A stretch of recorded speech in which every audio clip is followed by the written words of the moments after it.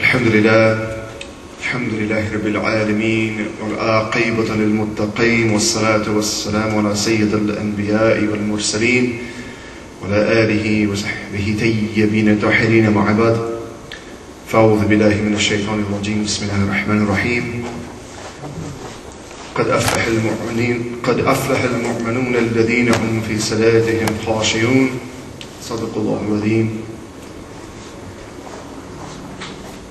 Respected ulama, beloved elders, brothers and sisters in Islam, Assalamu alaikum wa rahmatullahi wa barakatuh. Alhamdulillah. First, I'd like to thank Imam Amin for taking time out of his ever busy schedule to spend this evening with us and to share his great knowledge of the Aqidah of Sunnah wal Jamaat. And we ask that Allah subhanahu wa ta'ala reward him for his efforts and inshallah ta'ala grant us further opportunities to benefit from his knowledge and from his company. In the little bit of time that we have left, I would just like to share a few words inspired by some of the things that he said about the ways that we continue to benefit from this great miracle of Rasulullah sallallahu alayhi wa sallam, the Mi'raj. In order to understand the generous benefit that's come to us from Allah subhanahu wa ta'ala in the person of Rasulullah sallallahu alayhi wa sallam on that blessed night of the Miraj, and year after year on that blessed night of the 27th of Rajab, and undoubtedly day after day that reward that we continue to receive from Allah subhanahu wa ta'ala, we need to understand the context in which this miracle took place. The year of the Mi'raj of Rasulullah sallallahu alayhi wa sallam, the year in which it took place is given a unique name. As we know, before the establishment of the Hijri calendar, it was the practice of the Arabs to name a particular year after a great event that took place during that year. The most famous example of this is the year in which he was born, sallallahu alayhi wa sallam, the year of the elephant. That this was the year that the king of Yemen, Abraha, sent his army, na'udhu billah, to attempt to destroy the Kaaba. And his army was led by this cavalry of elephants, and for that reason the people of Mecca referred to it as the year of the elephant. Well, the year in which the Mi'raj of Rasulullah sallallahu alayhi wa sallam took place also has a unique name like this, but surprisingly it's not referred to as the year of the Mi'raj. This was the 10th year of the prophethood of Rasulullah sallallahu alayhi wa sallam, 10 years after the first revelation came to Rasulullah sallallahu alayhi wa sallam. Yet, as we said, surprisingly it's not known as the year of the Mi'raj. And there's a reason for this, because there's a lesson contained within the relationship that the Mi'raj has with the other events that took place in the life of Rasulullah sallallahu alayhi wa sallam that year. In spite of this great miracle having taken place in that year, in spite of the great benefit that came to this ummah on that blessed night of the Mi'raj, that year is referred to as what? The year of suffering, the year of sorrow.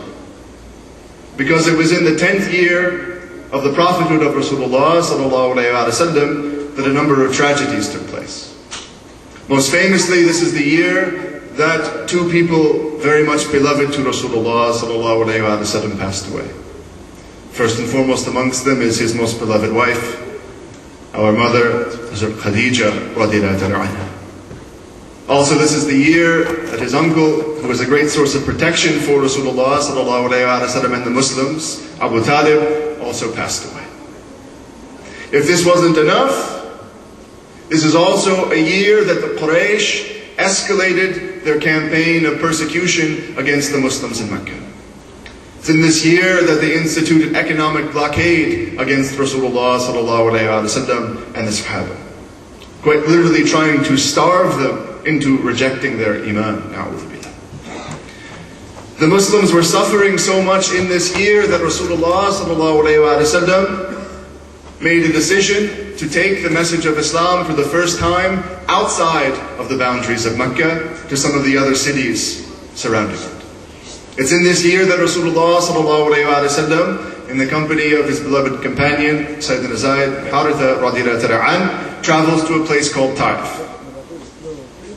hoping that inshallah ta'ala the people of this city will be more willing to accept the message of Islam from Rasulullah sallallahu alayhi wa sallam. And even if they are not willing to accept that, perhaps inshallah he can find some protection and refuge for the Sahaba there, that those who are suffering the most can flee the persecution in Mecca and settle there.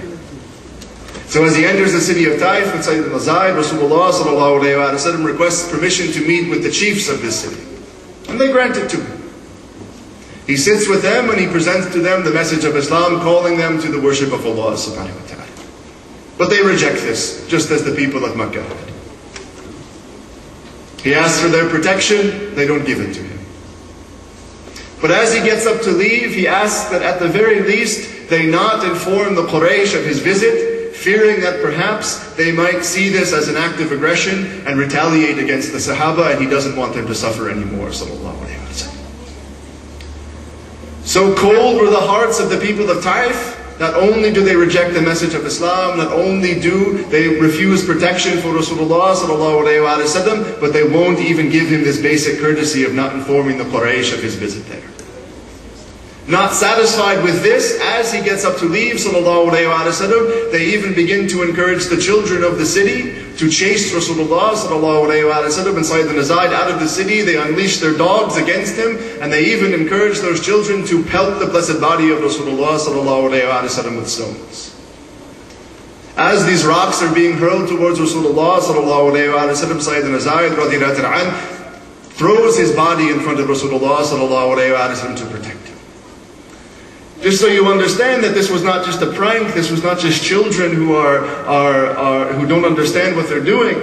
This attack against Rasulullah sallallahu alayhi wa sallam and Sayyidina Zayd radiyallahu anhu is so severe that Sayyidina Zayd suffers a number of skull fractures as a result of this attack. This was an assault. This was not just mere children. This was an attempt to severely harm Rasulullah sallallahu alayhi wa sallam. Even the blessed legs of Rasulullah sallallahu alayhi wa sallam are cut during this attack as they're fleeing the city. And as we know, famously Rasulullah sallallahu alayhi wa sallam, in the company of Sayyidina Zayd, finds a vineyard that was in between Taif and Mecca, where they take refuge and rest before returning home.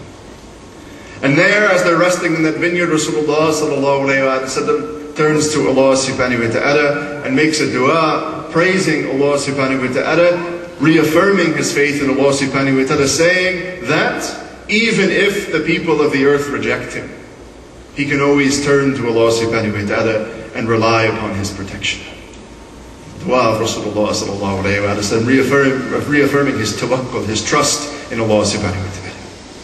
And something must have happened. Allah subhanahu wa ta'ala must have revealed something to Rasulullah sallallahu alayhi wa sallam, because as he's reading this dua, Sayyidina Zayd turns to Rasulullah sallallahu alayhi wa sallam and says, what do we do now? How can we go back to Mecca after this? How can we enter the city after this? What will our people think? What will the Quraysh think? We can't go back. Sayyidina Zayd is hopeless. Even in the presence of Rasulullah sallallahu alayhi wa sallam, he doesn't know what to do. And Sayyidina Zayd hears something come from the blessed lips of Rasulullah sallallahu alayhi wa sallam. Very surprising. Rasulullah sallallahu alayhi wa sallam says to Sayyidina Zayd, Insha'Allah, Allah subhanahu wa ta'ala will soon give victory to his deen and reveal his Prophet sallallahu alayhi wa sallam. Even to the mind of Sayyidina Zayd who's hearing this, he can't quite understand how is it that Allah subhanahu wa ta'ala is going to give victory to this deen now in the state that they're in. Keep in mind, at this period in the history of this ummah, there are less than 200 Muslims. The Muslims are outnumbered in Mecca, they're outnumbered in the world. It's less than 200 people up against the entire population of the earth. Yet Rasulullah sallallahu alayhi wa sallam is saying, Inshallah, Allah subhanahu wa ta'ala will give victory to his religion and reveal his prophet. Unfortunately, we live in a time where we don't understand what kind of victory Rasulullah sallallahu alayhi wa sallam was speaking of. Perhaps people are thinking of, inshallah, the time when Rasulullah sallallahu alayhi wa sallam will return back to Mecca and liberate it from the mushrikeen, and undoubtedly that is amongst the greatest victories that this ummah has achieved. But the actual victory that Allah subhanahu wa ta'ala granted to this ummah came even sooner, and it came in that very year.